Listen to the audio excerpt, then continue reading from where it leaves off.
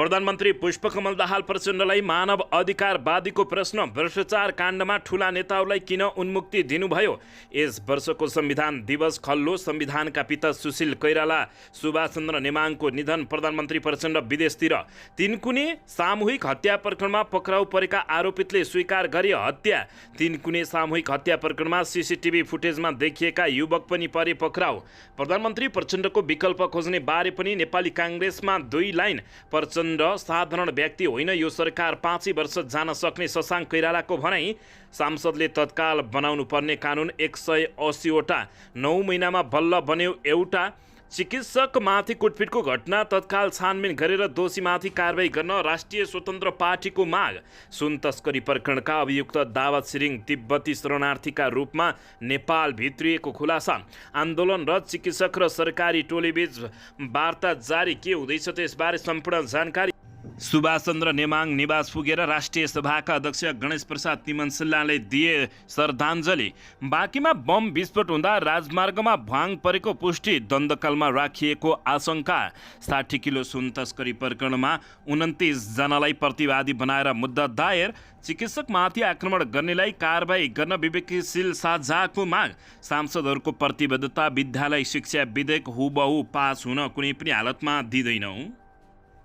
सत्तारूढ दल गठबन्धनको सरकार 5 वर्ष चल्छ। नेकपा एमालेसँग मिलेर चलाउने कुरा हल्ला मात्रै भएको विमलेन्द्र निधिको भनाई।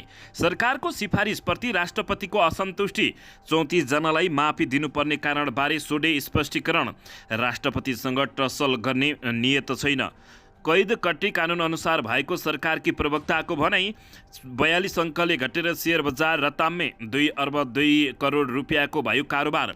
र तिनकुने सामूहिक हत्या प्रकरणमा पक्राउ परेका आरोपीले स्वीकार गरे हत्या। गौरी गाउँ घटनाका मुख्य आरोपी बोल्न नसक्ने भएको खुलासा। आन्दोलनका कार्यक्रम फिर्ता लिएर वार्तामा आउन शिक्षक महासङ्घलाई सरकारले गर्यो आग्रह। केही दिनभित्रै चाडपर्व लक्षित सुपथ मूल्य पसल सञ्चालनमा ल्याउने सरकारको तयारी। सरकारले विद्युतीय सवारी साधनको प्रवर्धनमा ध्यान केन्द्रित गरेको ऊर्जा मन्त्री महेश बस्नेतको भनाई। बढी तौल भएको एलपी ग्यास बिक्री भइरहेको छ। ठूलो दुर्घटना हुन सक्ने सांसद योगेश कुमार भट्टराईको भनाई। नेतृत्व हस्तान्तरण ओलीले खोलेको फायर। कसलाई पर्ला त चिठेसबारे सम्पूर्ण जानकारी। भ्रष्टाचार नियन्त्रणको माग गर्दै आम जनता पार्टीद्वारा भन्सार विभागको कार्यालय घेराउ। अब हेर्नुहोस् पूरा समाचार।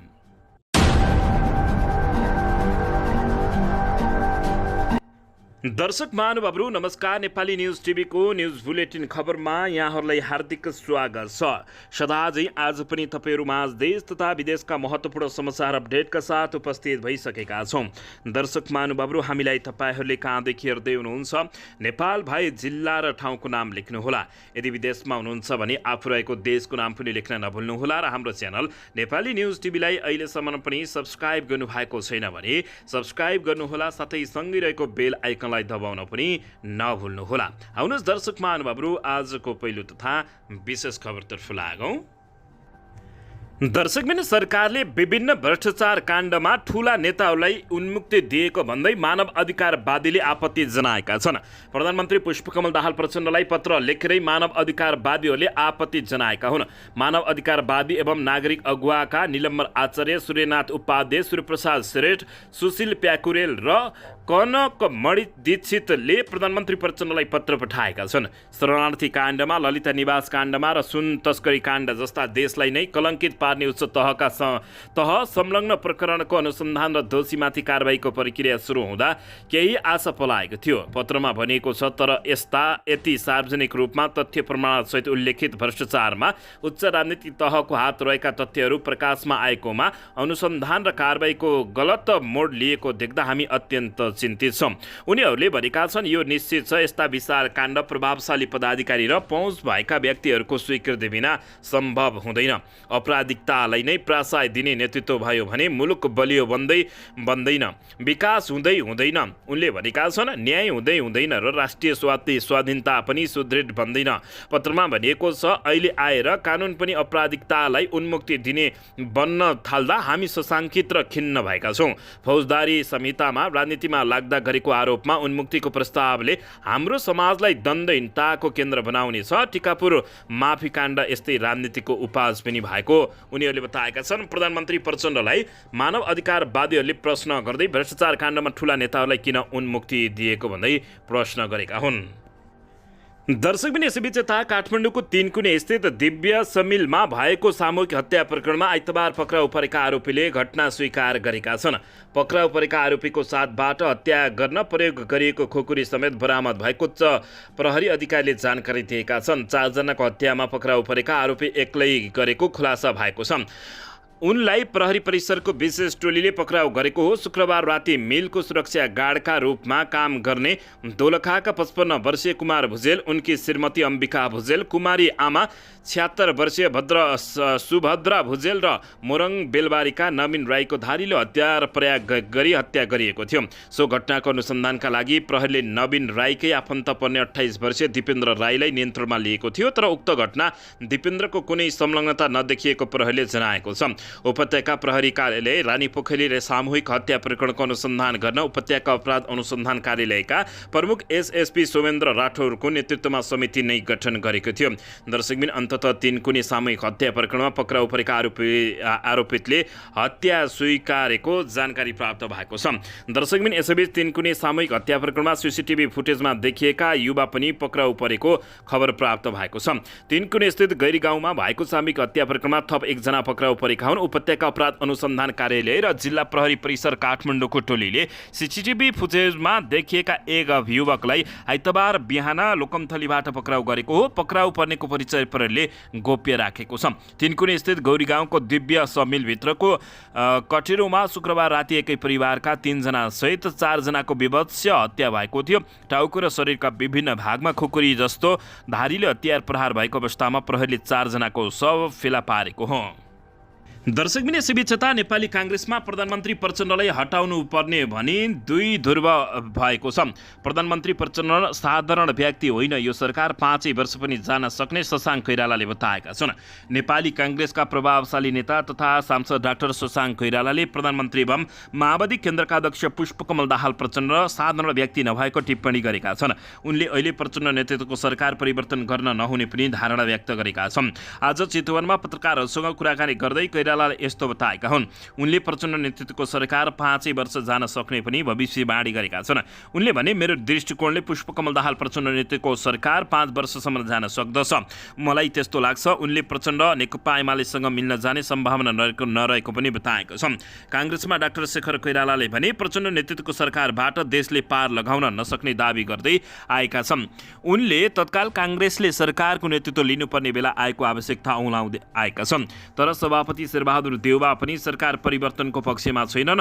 उनले अहिलेसम्म सरकार परिवर्तन गर्नुपर्छ भनेर कतै पनि सार्वजनिक रूपमा नबोलेको अवस्थामा नेपाली काङ्ग्रेसमा प्रधानमन्त्री प्रचण्डको विकल्प खोज्ने बारे पनि 2 लाइन देखिएको छ। दर्शकबिन यसैबीच यता सांसदको मुख्य काम नै कानुन निर्माण गर्नु हो, तर सरकारले बिजनेस नदिँदा पछिल्लो समय सांसद राजनीतिक दलका नेताहरूको आक्रोश पोख्ने थलो बन्दै गएको छ। सांसदले तत्काल बनाउनु पर्ने कानुन 180 वटा छन्, तर 9 महिनामा बल्ल एउटा बनेको छ। मङ्सिरमा निर्वाचन सम्पन्न भएर नयाँ सांसद आएको 9 महिना पुरा भयो, तर हालसम्म सांसदले महत्त्वपूर्ण कानुन निर्माणमा कुनै तदारुकता देखाउन सकेको छैन। न त सरकारले नै न त सांसदलाई बिजनेस दिन सकेको छ। प्रतिनिधि सभामा सुरु भएको 9 महिनाको अवधिमा सदनबाट आर्थिक विधेयक बाहेक मिटर ब्याज सम्बन्धी एउटा मात्रै विधेयक पारित भएको छ। अहिले पनि सदन निरन्तर चलिरहेको छ, तर गहन मुद्दामा प्रवेश नै नगरी औपचारिकतामा मात्रै सीमित रहेको छ। प्रतिनिधि सभाको मुख्य काम कानुन निर्माण गर्नु हो र सांसदलाई बिजनेस दिने काम सरकारको हो, तर सरकारमा सहभागी दलहरू सत्ता मोहमै बढी केन्द्रित भन्दा सांसद भूमिकाविहीन बन्न पुगेको छ। सरकारले बिजनेस नदिँदा सांसद राजनीतिक दलहरूको प्रतिशोध साम्ने थलो बन्दै गएको छ। प्रतिनिधि सभा बैठक सञ्चालन र तलब भत्ताको नाममा राज्यको ढुकुटीबाट दैनिक लाखौँ रकम खर्च भइरहेको छ, तर सांसदले गर्नुपर्ने काम नगर्दा पछिल्लो समय सांसदीय व्यवस्थामाथि नै प्रश्न उठेको छ।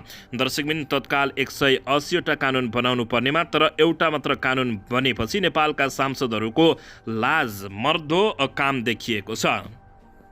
दर्शकबिन यसैबीच यता नेपालमा बसेर सुन तस्करी गर्दै आएका चिनिया मूलका बेल्जियन नागरिक दावा छिरिङ तिब्बती शरणार्थीका रूपमा नेपाल प्रवेश गरेको पाइएको छ। करिब 61 किलो सुन तस्करी प्रकरणमा पक्राउ परेका दावा तिब्बती शरणार्थीका रूपमा नेपालमा आएर त्यसपछि अन्तर्देशीय सुन तस्करको नेपाल व्यवस्थापक बनेको अनुसन्धानबाट पत्ता लागेको छ। यसैबीच रोल्पा थाबाङकी माओवादी कार्यकर्ता अमला रोकासँग विवाह गरेर उनले त्यसकै आडमा सुन तस्करी, अवैध कल, बाइपास लगायतका अपराध धन्दा चलाउँदै आएका थिए। पछिल्लो पटक गत साउन 2मा विभिन्न स्थल भन्सार जाँचपास भई बाहिरिएको सामानमा फेला परेको करिब 61 किलो सुन तस्करी प्रकरणमा उनी पक्राउ परेका थिए। त्यसको अनुसन्धान गर्ने क्रममा दावाको पृष्ठभूमि तिब्बती शरणार्थी रहेको खुलासा भएको हो। उनको नेटवर्कमा रहेको चिनिया तस्करहरूले पछिल्लो 11 महिनामा मात्रै 363 केजी सुन नेपाल भित्र आएको पुष्टि समेत भइसकेको छ। दावा स्वयंले पनि प्रहरीलाई दिएको बयानमा आफू 17 वर्षको उमेरमा सन् 1979मा तिब्बती शरणार्थीका रूपमा नेपाल आएको स्वीकार गरेका छन्। अनुसन्धानका क्रममा सिआइबीले दावा तिब्बती शरणार्थीका रूपमा भित्रिएको व्यक्ति भएको निकट सम्पर्क र सम्बन्ध रहेको भेटाएको छ। दर्शकबिन सिआइबीले दावासहित पक्राउ परेका 26 जना र फरार 18 जनालाई प्रतिवादी बनाएर 3.5 अर्ब बराबरको बिगो दावी गरेको छ। दर्शक महानुभावहरू यसैबीच यता 60 किलो सुन प्रकरणमा 29 जनालाई प्रतिवादी बनाएर मुद्दा दायर गरिएको छ। 60 किलो सुन तस्करी प्रकरणमा 29 जनालाई प्रतिवादी बनाएर काठमाडौँ जिल्ला अदालतमा मुद्दा दायर भएको छ। आइतबार दायर गरिएको मुद्दामा 29 जनालाई प्रतिवादी बनाइएको जिल्ला सरकारी वकिलको कार्यालय काठमाडौँका जिल्ला न्यायाधिवक्ता महेश खत्रीले जानकारी दिएका छन्।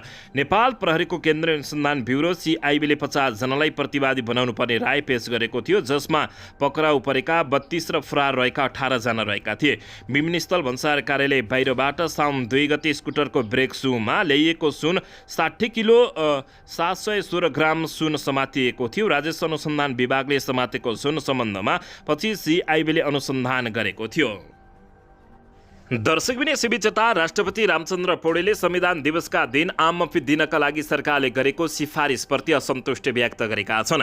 उनले सरकारले सिफारिस गरेका 34 जनालाई आम माफी मिनाहा दिनुपर्ने आधार स्पष्ट लेखेर पठाउन समेत आग्रह गरेका छन्। राष्ट्रपति कार्यालयले गृह मन्त्रालयका नाममा पत्र काटेर स्पष्टीकरण माग गरेको छ।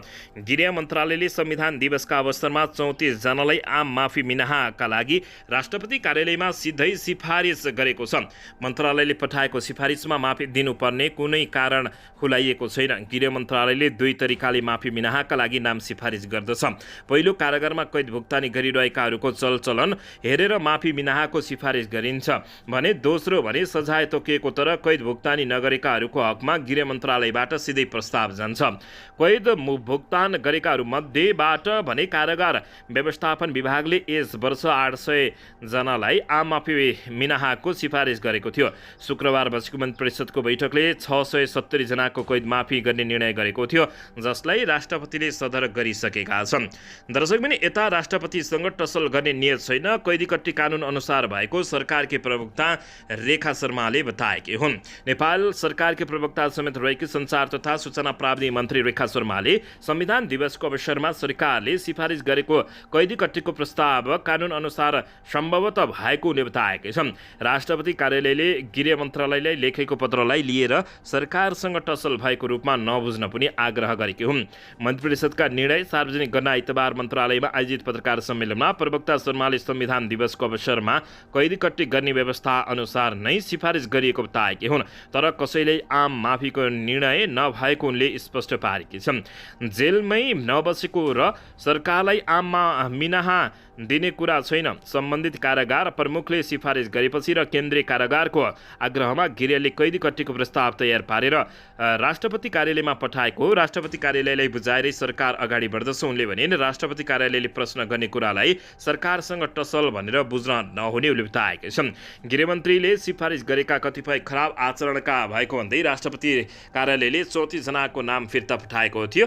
मन्त्री शर्माले नेगेटिभ लिस्टको सजाय मिना नहुने स्पष्ट समेत पारेकी छिन्।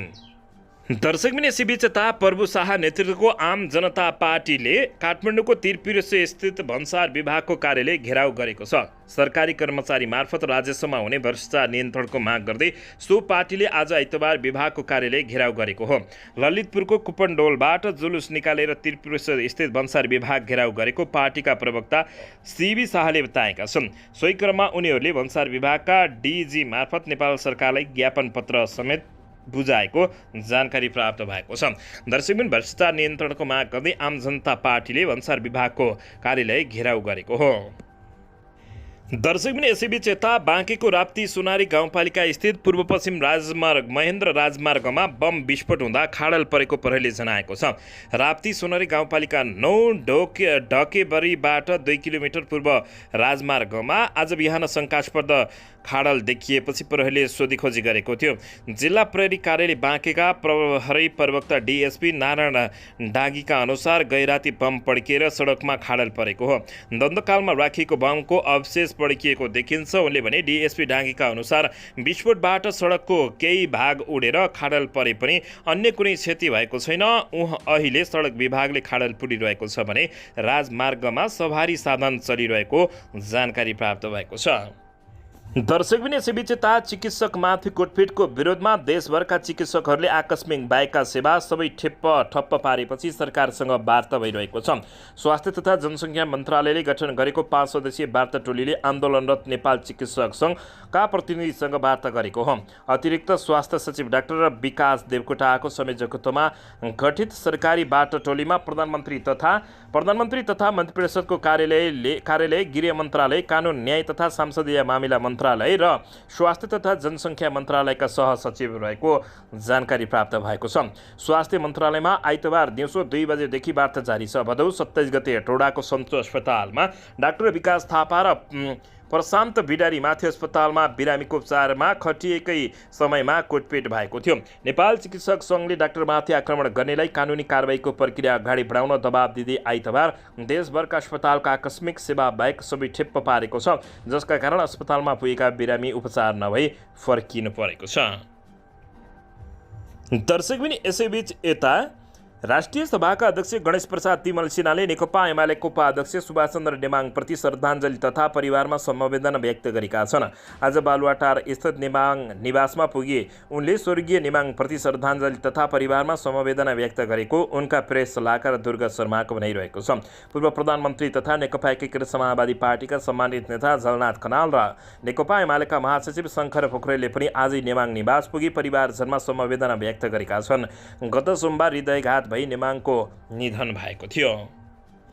दर्शकबिन यसैबीच यता सांसदमा दर्ता भएको विद्यालय शिक्षा ऐन 2080 को विधेयक जस्ताको त्यस्तै पारित गर्न नहुने जोड दिएको छ। सांसदहरूले प्रतिबद्धता जनाउँदै विद्यालय शिक्षा विधेयक हुबहु पारित हुन नदिने बताएका हुन्। उक्त विधेयक संविधानको मर्म र भावना विपरीत आएको भन्दै हुबहु पास गर्न नहुने जोड दिएको हो।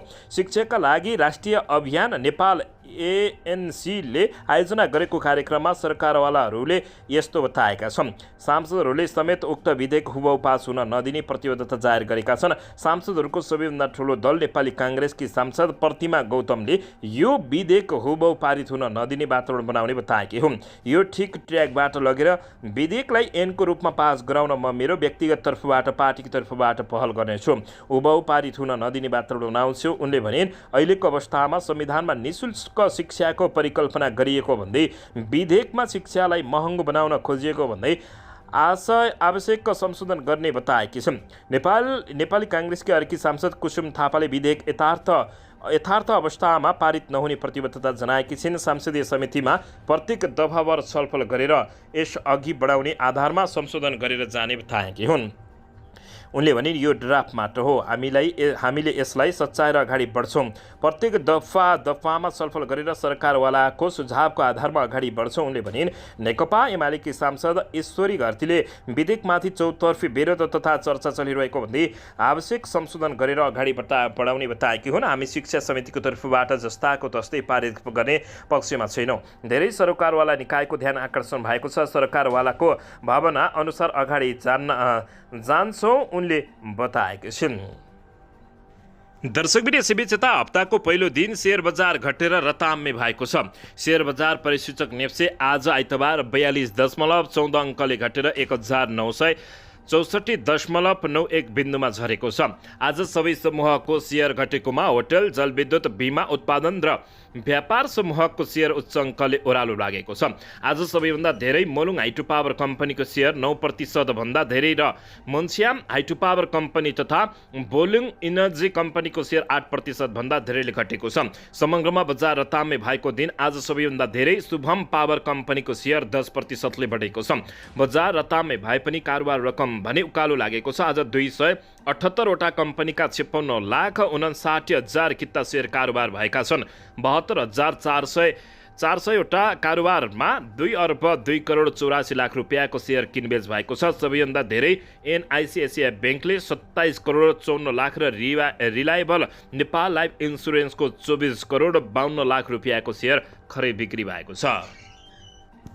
दर्शकबिन यसैबीच यता प्रतिनिधि सभाका सदस्य एवं नेपाली काङ्ग्रेसका पूर्व उपसभापति विमलेन्द्र निधिले नेपाली काङ्ग्रेस र नेकपा एमाले मिलेर सरकार बनाउने हल्ला कुनै पनि सत्यता नभएको बताएका छन्। आइतबार जनकपुरधाममा आयोजना गरिएको पत्रकार सम्मेलनमा नेता निधिले गठबन्धनको सरकार 5 वर्ष चल्नेमा कुनै शङ्का समेत नरहेको बताएका छन्। अहिलेको गठबन्धनको सरकार 5 वर्ष चल्छ, त्यसमा कुनै दुविधा नराखी हुन्छ। निधिले भने पहिलो चरणमा प्रचण्डजी, त्यसपछि माधवजी र अन्तिम चरणमा शेरबहादुर देउबाजीले नेतृत्व गर्ने पूर्व सहमति नै छ। त्यसअनुसार सरकारको नेतृत्व परिवर्तन भए पनि गठबन्धनमा हेरफेरको सम्भावना नरहेको निधिले बताएका छन्। पूर्व उपप्रधानमन्त्री एवं गृहमन्त्री समेत रहेका निधिले नेतृत्व फेरिए पनि गठबन्धनको सरकार रहिरहने बताएका छन्। यसैबीच नेता निधिले सहमति अनुसार सरकारको नेतृत्व फेरिए पनि राजनीतिक स्थायित्वको लागि अहिलेको संसद 5 वर्ष चल्नुपर्ने बताएका छन्। राजनीतिक प्रक्रियामा दलहरू जुट्नु, फुट्नु, मोर्चा बनाउनु लगायतका कुराहरू सामान्य भएको निधिले बताएका छन्। निधिले राष्ट्रपति रामचन्द्र पौडेल आगामी असोज 8 गते जनकपुर धाम आउन लागेको पत्रकार सम्मेलनमा जानकारी गराउँदै जानकी मन्दिरमा पूजा अर्चना गर्न राष्ट्रपति रामचन्द्र पौडेल जनकपुर आउन लागेको बताएका हुन्। दर्शकबिन यसैबीच यता हृदयघातका कारण निधन भएका संविधान सभाका अध्यक्ष सुभाषचन्द्र नेमाङका छोरा सुहाङ नेवाङले पिताले गर्न बाँकी रहेका काम पूरा गर्न पार्टीले आत्मबल दिने विश्वास व्यक्त गरेका छन्। नेकपा एमाले उपाध्यक्ष समेत रहेका नेमाङप्रति श्रद्धाञ्जली अर्पण गर्न बालुवाटार स्थित निवास पुगेका विष्णु पौडेल सहितका नेताहरूप्रति आभार प्रकट गर्दै उनले पिताले गर्न बाँकी काम धेरै रहेकाले ती काम पूरा गर्न पार्टीले आत्मबल प्रदान गर्ने विश्वास व्यक्त गरेका छन्। अधिवक्ता समेत रहेका सुहाङले पिता सुभाषचन्द्र नेमाङको आकस्मिक निधनबाट मुलुक, पार्टी र परिवारलाई ठूलो क्षति भएको, बाँकी सपना पूरा गर्न आफू प्रयत्न रहने समेत बताएका छन्। नेकपा एमालेका प्रमुख सचेतक पदम गिरीले दाहाल दलको तर्फबाट परिवारलाई समवेदना प्रकट गरेका थिए। सुहाङ स्वर्गीय नेमाङका कान्छा छोरा हुन् भने उनी बुबाको राजनीतिमा समेत सहयोगी रहेका थिए। नेमाङका जेठा छोरा भने बेलायतमा बस्छन्। उनी बुबाको निधनपछि आएका हुन्। 2 छोरी मध्ये जेठी सुहाङ दन्त चिकित्सक र कान्छी सुमिया विद्यार्थी रहेकी छिन्। अन्ततः सुभाषचन्द्र नेमाङका छोरा सुहाङले उहाँका बाँकी काम पूरा गर्न पार्टीले हामीलाई आत्मबल दियोस् भनेर यस्तो बताएका छन्। दर्शकबिन यसैबीच यता राष्ट्रिय स्वतन्त्र पार्टी रासपाका सभापति रवि लामिछानेले आफूहरू व्यक्ति र पार्टी बनाउन नभई मुलुकलाई परिवर्तन गर्न हिँडेको बताएका छन्। गोर्खा सदरमुकाममा हिजो शनिबार आयोजित आमसभालाई सम्बोधन गर्दै उनले हामी व्यक्ति र पार्टी बनाउन हिँडेका होइनौँ, मुलुकमा परिवर्तन गर्न हिँडेका हौँ। नेपाली जनताले रासपालाई आशा र भरोसाको पार्टीका रूपमा हेरेको उनले बताएका छन्। देशलाई समृद्ध बनाउने रासपाको अभियान रहेको ताउँदै सभापति रवि लामिछानेले क्षमतावान व्यक्तिलाई राजनीतिमा लिएर जान चाहेको समेत उनले बताएका छन्। पद पाउनका लागि मात्र आउनेलाई पार्टीले स्वीकार नगर्ने र पार्टी त्यस्ता व्यक्तिलाई ठाउँ नभएको उनले बताएका छन्। एउटा युग पर्खेर जनताले आफ्नो पार्टीलाई भरोसा गरेको बताउँदै उनले देश र जनतालाई धोका दिने अधिकार कसैलाई समेत नभएको रवि लामिछानेले बताएका छन्। देश र जनतालाई धोका दिन कसैले पाइँदैन। उनले भने जनतालाई धोका दिने अधिकार कसैलाई नभएको बताएका हुन्। हामी व्यक्ति र पार्टी बनाउन नहिँडेको समेत उनले फेरि दोहोऱ्याएका छन्। दर्शकबिन यसैबीच यता नेकपा एमालेका अध्यक्ष एवं पूर्व प्रधानमन्त्री केपी शर्मा ओलीले बाँचुन जेल पद नछोड्ने प्रवृत्तिलाई तोड्न चाहन्छु, तर म अझै 20 वर्ष सक्रिय राजनीतिमा लाग्ने नेकपा एमालेका अध्यक्ष ओलीले बताएका छन्। नेकपा एमालेका अध्यक्ष एवं पूर्व प्रधानमन्त्री केपी शर्मा ओलीले आफू अझै 20 वर्ष सक्रिय रहने बताएका छन्। अध्यक्ष ओलीले 20 वर्ष आफू सक्रिय रहन्छु भन्नुको अर्थ देश र पार्टीको नेतृत्व लिइरहन्छु भन्ने नरहेको पनि स्पष्ट पारेका छन्। शनिबार भक्तपुरमा आयोजित विद्यार्थीहरूसँग अन्तर्क्रिया कार्यक्रममा बोल्दै उनले आफू सक्रिय रहेर देश र पार्टीको नेतृत्व गर्नेलाई सहयोग गर्ने बताउँदै त्यस अवसरमा अध्यक्ष ओलीले बाँचुन जेल पद नछोड्ने प्रवृत्तिलाई आफूले तोड्न चाहेको समेत बताएका छन्। बाँचुन जेलसम्म पद छोड्न नखोज्ने, पदमै टाँसिन खोज्ने प्रवृत्तिलाई आफूले आफ्नो व्यवहारबाट तोड्न चाहेको उनको भनिरहेको छ। ओलीले देशमा तस्करी, कमिसनखोरी, भ्रष्टाचारको बिगबिगी रहेको जिकिर गर्दै अबको 20 वर्षपछि त्यस्तो अवस्था देख्न नपर्ने समेत उनले बताएका छन्। उनले भने अब 20 वर्षसम्म मेरो अवेन्स हुँदैन। पहिलो म अलि बिरामी थिएँ, मैले धेरै पटक अपरेसन गर्नु पर्यो, 2 पटक किडनी ट्रान्सफर गर्नु पर्यो। अहिले मैले ट्रान्सप्लान्ट गरेको किडनीले धेरै राम्ररी काम गरिरहेको छ, कुनै प्रकारको समस्या छैन। अर्को कुरा, अहिले पनि मेरो बुबा लगभग म जत्तिकै तगडा हुनुहुन्छ। ओलीले भने मेरो बुबा नै म जत्तिकै तगडा हुनुहुन्छ भने अहिले पनि 2-4 किलोमिटर मेरो बुबा नै हिँड्नुहुन्छ भने मेरो बुबाले लौरो टेक्नुहुन्न।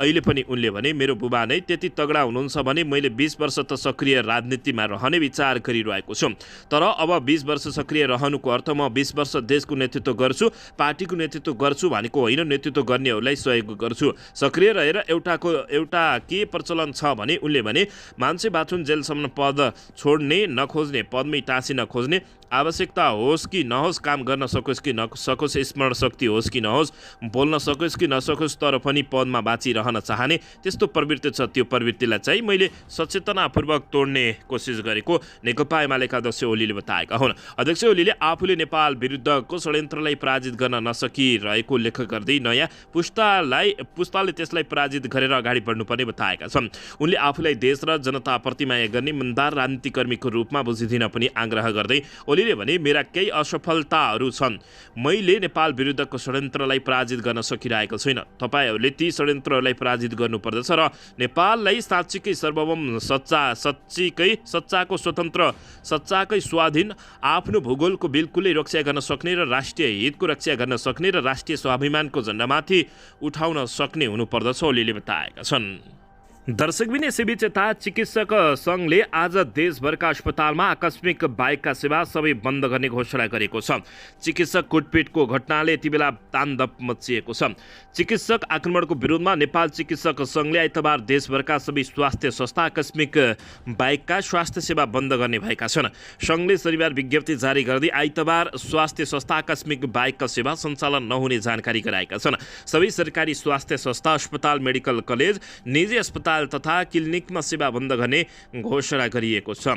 सञ्च अस्पताल हेटौडाका डाक्टरमाथि भएको साङ्घातिक आक्रमणमा संलग्न दोषीमाथि कारबाहीको माग गर्दै देशभरका चिकित्सक तथा स्वास्थ्यकर्मी आन्दोलित बनेका छन्। यो प्रकरणमा प्रहरीले अहिलेसम्म 4 जनालाई पक्राउ गरेको छ। आक्रमण गर्नेहरूलाई कारबाहीको सुनिश्चितता हुनुपर्ने पनि उनीहरूले माग गरेका छन्। सुनकाण्ड र चिकित्सक कुटपिटले प्रदेश राजधानी दर्शक महानुभावहरू यति बेला निकै तातिरहेको अवस्था रहेको छ। दर्शक बागमती प्रदेश सभाको शनिबार बैठक हेटौडामा 5 दिन अघि चिकित्सक पिटिएको र प्रदेशमा मन्त्री सुनकाण्डमा तानिएको टिप्पणी भएको छ। प्रदेशसभाको विशेष समयमा बोल्दै नेकपा एमालेका सांसद तथा प्रदेशसभाका पूर्व मन्त्री एकलाल श्रेष्ठले गत भदौ 27 गते हेटौडाको सञ्च अस्पतालमा भएको डाक्टरमाथिको हातपातका विषयमा समिति बनाएर अनुसन्धान गर्नुपर्ने समेत माग गरेका छन्। यसैबीच बागमती प्रदेशसभाको दोस्रो अधिवेशनको 31औं बैठकको विशेष समयमा बोल्दै सांसद श्रेष्ठले घटनामा दोषी विशेष समिति बनाएर छानबिन गर्नुपर्ने बताउँदै डाक्टरमाथि आक्रमण गर्नुपर्ने अवस्थाको कारण के सिर्जना भयो भन्ने विषयमा पनि उनले गम्भीर अनुसन्धानपछि निश्चित हुनुपर्ने माग गरेका हुन्। दर्शक महानुभावहरू, यसै गरी केही दिन अघि जिल्ला प्रहरी परिसर काठमाडौँले बरामद गरेको करिब 1 किलो सुन प्रकरणमा बागमती प्रदेशका मन्त्री समेत संलग्न भएकोमा नेकपा एमाले जवाब माग गरेको छ। प्रमुख प्रतिपक्षी दल नेकपा एमाले संसदीय दलका नेता जगन्नाथ थपलियाले बागमती प्रदेशका खानेपानी ऊर्जा तथा सिँचाइ मन्त्री तीर्थ लामाको नाम सुन प्रकरणमा संलग्न भएको भएको भन्दै सभाध्यक्ष समक्ष उनले जवाब दिनुपर्ने माग गरेका हुन्। थपलियाले भने मन्त्रीको नाम उल्लेख गरेर सुन तस्करी भएको सुन आएको छ। यस विषयमा सरकारले सदनलाई जानकारी गराउनुपर्ने बताइएको छ। दर्शक पनि यसैबीच यता चौतारा सागा चोक गढी नगरपालिका 9 घुमाउने डाँडामा मोटरसाइकल दुर्घटना हुँदा 2 जनाको मृत्यु भएको छ। अरनिको राजमार्ग अन्तर्गत खाडी चौरबाट बाहुनेतर्फ जाँदै गरेको ना 8 ख 376 नम्बरको पेट्रोल बोक्ने ट्याङ्करले विपरीत दिशाबाट आउँदै गरेको बा 02031 प 5976 नम्बरको मोटरसाइकलमा ठक्कर दिएको। दुर्घटनामा परि मोटरसाइकल चालक 5 पोखरी थापाङ गाउँपालिका 1 बसखर्कका समीर तामाङ र मोटरसाइकल पछाडि बस्ने मेलम्ची नगरपालिका 11 का नवीन पाण्डेको उपचारका क्रममा धुलीखेल अस्पतालमा निधन भएको जिल्ला प्रहरी कार्यालय सिन्धुपाल्चोकका सूचना अधिकारी सञ्जीव कुमार यादवले जानकारी दिएका छन्। दर्शकबिन ठक्कर दिने ट्याङ्कर चालक मकवानपुर थाहा नगरपालिका 12 का भीमबहादुर तितुलाई जिल्ला प्रहरी कार्यालयले नियन्त्रणमा लिए अनुसन्धान अगाडि बढाएको प्रहरीले जानकारी दिएको छ। मृतक 2 जना अनिराशिबीय सचिवालय बैठकका लागि 12 विषय जाने क्रममा दुर्घटना भएको बताइएको छ। दर्शकबिन यसैबीच यता बागमती प्रदेशका स्वास्थ्य मन्त्री उत्तम जोशीले चिकित्सकमाथि भएको अमानवीय घटनालाई आफूले गम्भीर रूपमा लिएको बताएका छन्। उनले ती अभियुक्तहरूलाई कडाभन्दा कडा कानुनी कारबाही गर्न पनि स्थानीय प्रहरी प्रशासनलाई आफूले सामान्य गरिरहेको बताएका छन्। आज प्रदेश सभा परिसरमा चिकित्सक तथा स्वास्थ्यकर्मीहरूले घेराउ गरी उहाँसँग प्रत्यक्ष भेटवार्ता गर्ने क्रममा आफ्ना समस्या प्रस्तुत गर्दै अभियुक्तहरूलाई कानुनी दायरामा ल्याउन माग गरेका थिए। त्यस अवसरमा मन्त्री जोशीले चिकित्सक एवं स्वास्थ्यकर्मीले सर्वसाधारण नागरिकको स्वास्थ्यलाई गम्भीर रूपमा लिएर उपचार सेवातर्फ साविक जस्तै जिम्मेवारी वहन गर्नुपर्ने सुझाव दिँदै सर्वसाधारण नागरिकहरूले पनि चिकित्सकहरूलाई सम्मानजनक रूपले हेरेको हुँदा बिरामीलाई प्रतिकूल असर नपर्ने गरी आफ्नो मागप्रति लचिलो बन्न आग्रह गरेका छन्। उनले चिकित्सकमाथि कोटपिट गर्ने परिवार एवं जुनसुकै राजनीतिक दलको नेता तथा कार्यकर्ता भए तापनि कानुनी दायरामा ल्याएर छाड्ने दृढता व्यक्त गरेका छन्। हिजो हेटौडा अस्पताल लगायत विभिन्न चिकित्सक सङ्घ र स्वास्थ्यकर्मीको समूहले करिब 2.5 घण्टा जति बागमती प्रदेश सभाको मूल गेटमा घेराउ गरेका थिए। दर्शकबिन यसैबीच यता नेपाली काङ्ग्रेसका महामन्त्री विश्वप्रकाश शर्माले भ्रष्टाचारको विषयमा सरकारले पुराना फाइल मात्र होइन फायर नै खोल्नुपर्ने बताएका छन्। हिजो झापा क्षेत्र नम्बर 1 को क्षेत्रीय सम्मेलनमा बोल्दै उनले सरकारले भ्रष्टाचार नियन्त्रणका लागि चालेको हरेक कदममा पार्टीको समर्थन रहेको बताएका छन्। काङ्ग्रेसले कसैलाई निलम्बन गरे वा गरेन त्यो ठुलो कुरा होइन, यस्तो हल्ला गर्नुको अर्थ पनि छैन। उनले भने भ्रष्टाचारको फाइल मात्र होइन फायर नै खोल्नु पर्दछ। नेपाली काङ्ग्रेस भ्रष्टाचार मुक्त समाज बनाउन चाहने उल्लेख गर्दै उनले पार्टी चलाउने शैलीमा नवीनताका आवश्यकता समेत औँलाएका छन्। उनले पार्टीमा भइरहेका गल्ती कमी र कमजोरी दोष आफूले नलिने बताउँदै महामन्त्री शर्माले सांसदमा दर्ता भएको विद्यालय शिक्षा विधेयक अस्वीकार्य भएको बताउँदै पहिलाको प्रस्तावित विधेयक त्रुटिपूर्ण रहेकाले सच्याएर ल्याउने सल्लाह भएको हो, फेरि पनि असङ्गत विधेयक नै ल्याइयो। उनले भने म पनि शिक्षकको छोरा हुँ, समस्या बुझेको छु, प्रधानमन्त्रीलाई भन्छु यो ऐन अस्वीकार्य छ। नेपाली काङ्ग्रेसका सहमहामन्त्री बद्री पाण्डेले प्राकृतिक रूपमै पुरानो पुस्ता हट्ने र नयाँ पुस्ता राजनीतिमा उधाउने बताउँदै निराश नहुन युवा पुस्तालाई आग्रह समेत गरेको जानकारी प्राप्त भएको छ। दर्शकबिन यसैबीच यता नेपाली काङ्ग्रेसका महामन्त्री गगन कुमार थापाले बिपी कोइरालाको विचारलाई मूर्ति झैँ पूजा गर्ने कुरा बिपी माथिको ठुलो अन्याय भएको बताएका छन्। शनिबार बिपी कोइरालाको जेल डायरी लोकार्पण समारोहलाई सम्बोधन गर्दै उनले बिपीलाई महामानव भन्दै गर्दा महामानवको आवरणभित्र गुम्सिएका महाविचारहरू ओझेलमा परेको बताएका छन्। उनले महामानव भनेर बिपीको विचारमा छलफल नै गर्नु नहुने, बिपीको विचारलाई मूर्ति झैँ पूजा गरेको जस्तो पूजा गर्ने कुरा बिपी माथिको ठुलो अन्याय भएको उनले उल्लेख गरेका छन्। उनले बिपीले आफूलाई मानव चाहिँ व्यवहार गर्ने तर आफ्नो विचारलाई निष्ठाको अर्थमा बुझ्न आग्रह गरेको उल्लेख गरेका थिए। बिपी मान्छे हो, मान्छेभित्रका कुरा हामीले बुझ्नु पर्दछ। बिपीले म मान्छे हो भनिरहनु भएको छ, मलाई मान्छे जसरी नै व्यवहार गर बुझ भन्नुभएको छ, तर मेरो निष्ठालाई त्यसको अर्थमा बुझ भन्नुभएको ठाउँमा निष्ठा ठ्याक्कै छोडेर मान्छे होइन भन्दा माथिको मान्छे हो भनेर जुन हामीले गरिरहेका छौँ त्यो अन्याय हो। उनले भने त्यो अन्याय गरिरहेको कुराबाट हामीले बाहिर निकाल्नुपर्छ। त्यसको प्रयास एक पटक नेपाली काङ्ग्रेसको प्राङ्गणमा बिपी महोत्सव भनेर छलफल गरेका छौँ, उनले यस्तो बताएका छन्। दर्शकबिन यसैबीच यता नेकपा माओवादी केन्द्रले शान्ति प्रक्रियालाई निष्कर्षमा पुर्याउनका लागि प्रधानमन्त्री एवं पार्टी अध्यक्ष पुष्पकमल दाहाल प्रचण्डले संयुक्त राष्ट्रसङ्घको महासभाबाट विश्व समुदायलाई अपिल गर्ने जानकारी प्राप्त भएको छ। यसैबीच प्रधानमन्त्रीको चीन भ्रमणबारे माओवादीले हिल्सा अरनीको राजमार्ग सीमा नाका ट्रान्समिसन लाइन कृषि क्षेत्रमा समझदारी गराउने समेत बताइएको छ। दर्शकबिन यसैबीच पत्रकार सम्मेलनका क्रममा माओवादी प्रवक्ता अग्निप्रसाद सापकोटाले शान्ति प्रक्रियापछि 4वटा निर्वाचन भइरहेको र मौलिक रूपमा शान्ति प्रक्रिया सफल भइरहेको अवस्थामा औपचारिक घोषणा गर्न मात्रै बाँकी रहेको बताउँदै उनले शान्ति प्रक्रियालाई निष्कर्षमा पुर्याएर घोषणा गर्न समस्याहरू आइरहेको अवस्थामा मुख्यतः राष्ट्रिय परिस्थिति नै अनुकूल बनाउनु पर्ने र अन्तर्राष्ट्रिय समुदायको पनि धेरै महत्त्वपूर्ण भूमिका रहने बताएका छन्। प्रवक्ता सापकोटाले जनतासँग माओवादी विशेष रूपान्तरण अभियान सफलतापूर्वक अगाडि बढिरहेको र माओवादी तथा माओवादी नेतृत्वको सरकारले गरेका कामका बारेमा जनताको घर घरमा पुगेर जानकारी गराइएको जानकारी दिएका छन्। उनले पार्टीमा विधान सम्मेलनभन्दा विशेष अधिवेशनको धेरै महत्त्व रहेको समेत बताएका छन्। दर्शकबिन यसैबीच यता माओवादीका नेता र प्रहरीका हाकिमसँगको सम्बन्धबारे दावाले के भने बयानमा भनेर सबैले चासोका साथ हेरिरहेका छन्। साउन 2 गते राजस्व अनुसन्धान विभागले बरामद गरेको करिब 61 किलो सुन प्रकरणको मुद्दा आइतबार जिल्ला अदालत काठमाडौँमा दायर हुने भएको छ। प्रहरीको केन्द्रीय अनुसन्धान ब्युरो सिआइबीले अनुसन्धान प्रतिवेदन बुझाएको 4 दिनपछि जिल्ला सरकारी वकिल कार्यालयले मुद्दा दर्ताको तयारी गरेको हो। सिआइबीले पक्राउ पारेका 25 जना र फरार 4 जनालाई मुद्दा चलाउन राय दिएको छ, तर सरकारी वकिल कार्यालयले यो सङ्कट तलमाथि गरेर मुद्दा दायर गर्ने सम्भावना रहेको छ। फरार सूचीमा रहेका चिनिया अहिले प्रतिवादी नबनाउने वकिल कार्यालयको तयारी छ भने भन्सारका कर्मचारीहरूको हकमा पनि केही सङ्ख्या कम हुन सक्ने सरकारी वकिलको स्रोतले बताएको छ।